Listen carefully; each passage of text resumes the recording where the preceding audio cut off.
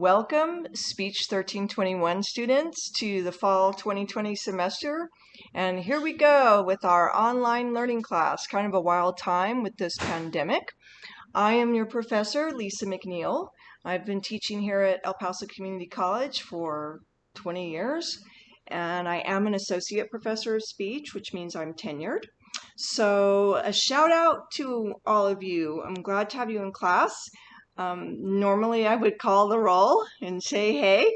So hopefully I'll learn your names as we go along through the semester, because we will be having some live meetings, discussions, but if you can't make those will be recorded, and I will upload them to Blackboard, because that is one of the questions that people have had.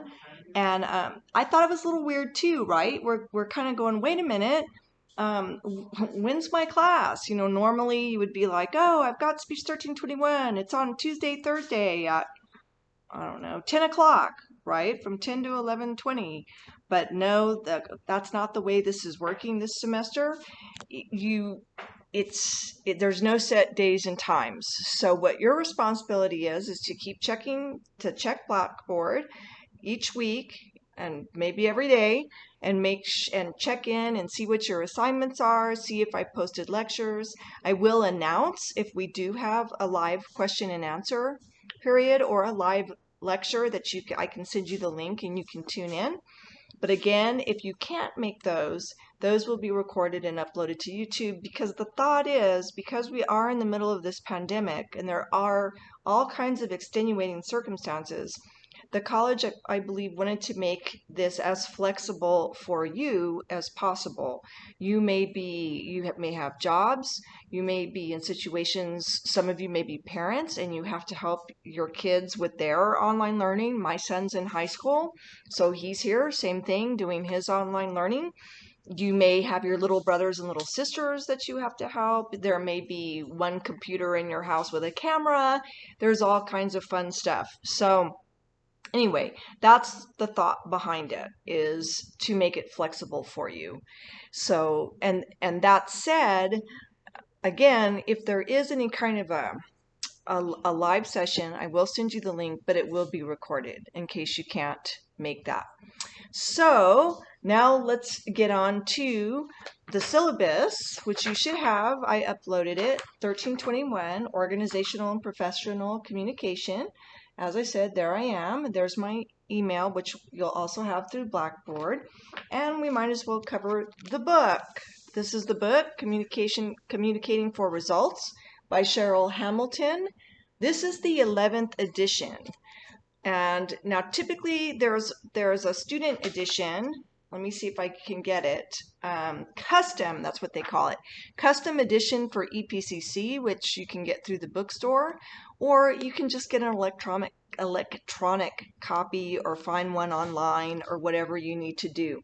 Even the 10th edition would be fine. Okay, so, but this is the book, Communicating for Results. We will be using it, but we won't be probably using it for another week or so. So I know that some students were concerned. There's been issues with the bookstore and the shipping being late and this and that. Don't worry too much about that. Let me know if there's still issues when we do start chapter 1. But your first assignment is actually going to be a speech of introduction, and we're going to talk about that next week. And thank you, by the way, to all of you who did look at the Notes About Me handout and figure out how to fill it out, and maybe you sent it to me. That's awesome. If you did not send it to me, don't worry. You're actually going to take that assignment and you're going to apply it to a speech of introduction. You're going to be introducing yourself. But you'll see, that's next week. That's what I'm going to talk about next week. So don't worry, you're going to be graded on that, but it's going to be in the context of giving a speech. So very good. So keep checking that. Keep checking Blackboard.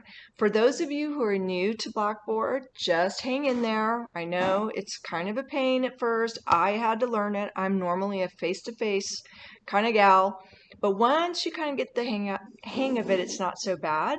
also call IT. If you're having problems, call the main number and ask for IT. I will also next week or maybe over the weekend be posting some phone numbers and some links that you can go to get assistance for that, because yeah, it takes a little bit of doing, but I'm sure we're all going to handle it. We'll get there. We're up for the challenge. You will also need some index cards. This isn't a speech class per se, but you do have a presentation, and so you put an outline on your note cards, and again we'll talk more about that. You also need the ability to a computer with video capability, okay, because your final project, your final presentation, you're going to need to be able to record yourself and upload it, okay, it's going to be to YouTube. Don't worry, we make it so that it's private, but you do need that capability, okay, to be able to record yourself and send me the link, and I'll be explaining all that as we go along. But those are some of the things you do need for required text and materials. You need that capacity. And then if you're looking at the course requirements, and this is my part 1 syllabus, by the way, that I'm going over, you'll see that all of your grades add up to 1,000 points, okay, and then it's converted back to that 100% scale, which you can look at. So say at the end of the semester you have 895 points, and you're like, well, what is that? Is it an A, a B, a C? What the heck? So you would just take 895 and divide it by 1,000, and you get 89.5, and I do follow rounding rules, so that means you've made a 90 in the course. So that's the way it works. Or, you can just move the decimal point. Are you with me? So anyway, that's on your syllabus as well. And you'll notice that you do have a final sales presentation at the end of the semester. And then all of the other assignments are based on 100 points. And I will be uploading those as we go along, and check those announcements, because that's where I'll typically say, hey, I just posted this, or I uploaded this. So check those announcements and course messages as we go along. And what else here? Okay. Do know that evaluation in the course is based on preparation, effort, and improvement, not on whether you're the best business person in the world or the best presenter in the world. So that's another thing. And as far as late work goes, typically it's 10 points off per day it's late, but if you notify me prior to whatever assignment is due, just make sure you notify me ahead of time, then I will make decisions about whether or not to assign that penalty on a case-by-case basis. Because, of course, we are in the middle of a pandemic, there's extenuating circumstances and that kind of thing. So that's your late work policy. And also, for my instructor's policy, just be aware, too, that if for some reason you blow off all the assignments, right? I haven't heard from you in 2 months. I haven't gotten any assignments from you. Basically, you've stopped participating in the class. Then you really need to maybe consider dropping the class. Contact me, but that's the drop policy. If you do not drop the class by the college's drop date, which is going to be later in November, then you will receive an F on your transcript instead of a W. Okay, so if you've blown everything off, etc., you may want to check what your grade is, but it's your responsibility to drop. If you realize you're totally failing and you contact me and I say, yeah, there's kind of really no way, you've really missed the course, then it's your responsibility to drop by that drop date in order to avoid the F. I do not typically drop you. Okay, I reserve the right to drop you, but it's your responsibility. I don't automatically drop you. So keep track of that. And then, of course, the plagiarism policy. We're going to talk more about that as we move through the course. But don't copy other people's work and present it as your own. Don't cheat. That kind of thing. So again, we're going to talk more about this as we go along. But those are the basic policies. And what else? Let's see. And you have, like I said, you have a copy of this already. We are in kind of a crazy time here. Things are very divisive. It's an election year. Um, so just remember to respect the opinions and beliefs of others, although they're different from your own, because we probably will have situations where hopefully we can have some live interaction, right? At some of the, and again, those will be recorded if you can't attend. So that's that. EPCC also has a variety of support services that are available to students. Of course, a lot of it's virtual, labs, tutors, etc. I will be providing more information later. And note the EPCC core values: communication, competence, integrity, personal growth, respect, student success, and trust. Notice that communication, woo-woo, is the name of the game. Very first one. There's also on your syllabus some instructions for writing assignments. So please take a look at those in terms of format and whatnot. So those are basically my policies in a nutshell. Again, the name of the game is to communicate. The assignments are on your syllabus. You'll notice that the big one, and this will kind of get us into part 2, I'm going to start summarizing now what to expect in the course here in terms of the curriculum. You'll notice one of your big assignments is the mock interview. Okay, so this course is not a public speaking course.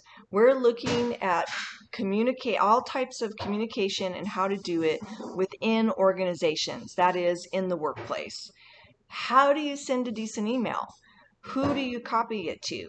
What do you have to be aware of when it comes to your workplace communication? So we're looking at emails, written communication, but also your interpersonal relationships, right? And I would love to know how many of you in here have a job, if you're working. Unfortunately, maybe the pandemic, you lost your job. There's all kinds of things happening right now. So I'm hoping that maybe you'll address some of those things too when you apply that handout to your opening speech or as we go along. But if you do have a job, kind of think about that. Apply it to your workplace. Think not only about written communication, but interpersonal communication and what happens. What makes your workplace really great? Is it the tasks you perform, or is it the people? Or maybe it's both. What makes your workplace just a terrible place to work? Like you hate your job, you cannot go on. Again, are you miserable because of the tasks you have to perform, or because of the people you get to work with? Okay, and again, the answer varies, and this may have to do with the job, right? It could be both. But anyway, we're going to look at that. So apply that. You can apply this information to your workplace already, whatever that is. Now, if you're sitting there going, man, I don't have a job. Are you kidding me? Okay. Think of your classrooms. Think of the leadership in your classrooms. Think of how the classroom is set up and what makes that classroom experience nice. Okay, was it the leadership of the instructor? Was it the people who were in there? Was it the culture? Was it very strict and you knew what to expect and you liked that because if you did the A, B, and C, boom, you knew you were going to get the A? Or did you like it because it was more of a family atmosphere and people really discussed things? So you can apply some of the course material to the classroom too. And again, we'll be talking more about that as we go along.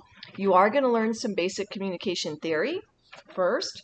You're going to learn some organizational management, leadership, and other related theories, and how do you deal with that in a multicultural society. How do you ethically use technology? How do you follow business ethics? How do you behave in an ethical manner within the context of organizations, business, your place of work? You are going to learn about teamwork skills and group. What makes a group function well? Because a lot of times in the workplace now, you're on teams. You work in teams.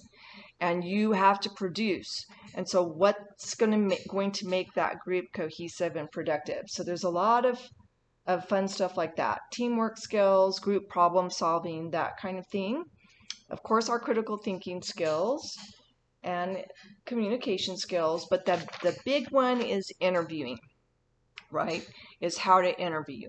So we're going to be talking about that. You're going to do a cover letter, a resume. I'll figure out how to set up the interviews, because sometimes interviews aren't always live, face to face. Sometimes they're video. They're live video. So we're going to figure that out, but you're going to learn how to interview, do the resume, all that kind of fun stuff, how to present yourself, how to dress at work. So this is really a lot of communication, all applied to the workplace. So it's different from the public speaking class, but you will also learn how to do a good business presentation, because a lot of times you may be doing that as part of your job too. So you're going to do a final sales presentation at the very, very, very end of the course. That's going to be your final. So that's going to happen also. So that's really this course in a nutshell. That's what you should be able to do by the end of the course. Again, you can look at the syllabus and also at the part 2 that I believe I put that in announcement. I think it's in course messages. I think I uploaded it. Announcements or course messages. So take a look at that. And that part 2 also has good information too about the disability, the 6-drop rule, and Title IX and sex discrimination. So make sure you take a look at that. But that's kind of it in a nutshell. We'll have a little fun. You'll learn about communication styles, leadership styles, intercultural communication, nonverbal, which is always fun, and hopefully we'll have a little fun with that. So that is the course in a nutshell. Just make sure you keep checking Blackboard, etc., because typically, and especially announcements, I'll usually post kind of what to expect that week. And you can look at your calendar. That tells you the chapters we'll be covering that week. But typically, I will put your assignments in assignments with those due dates. But the name of the game is communicate, and hopefully we'll have some fun. And I want you to have a great weekend. And if you have any questions, please ask me. Hopefully, like I said, we will have some live Q&A where we won't both always have to be emailing, but that's it in a nutshell, and I hope I get to hear some of your stories at work. Oh, and of course, sexual harassment and all that kind of stuff, which is very, very serious as well, that goes on in the workplace. But stories, that's what we need, is the stories of what's going on in the workplace. And we'll just take it one step at a time. Very unusual circumstances right now, global pandemic. Election year coming up. Maybe you've heard all of the conspiracy theories that relate back to business, etc., right? It all comes back to the economy a lot of times, which we're going to be talking about because it's in business class, the business communication class. Don't know if you saw, the ones who are really, really benefiting from this pandemic are the tech companies. I think Apple just became, saw it on my phone, Apple just became the first U.S. company to be worth $1 trillion. So, $1 trillion, not billion, trillion. So, if you would ask me to come up with a conspiracy theory, and I'm not serious about this class, I'm just throwing it out there. So please understand, this is not factual, this is my own little having fun with the whole thing. I would say it's the big tech companies that engineered the virus so that we could become more dependent on it than we already are so they can make lots of money. But, you know, that's just a weird, wild conspiracy theory. Anyway, so have a great weekend and try to get a hold of this book, and we'll talk about your first speech next week. Take care. Mwah.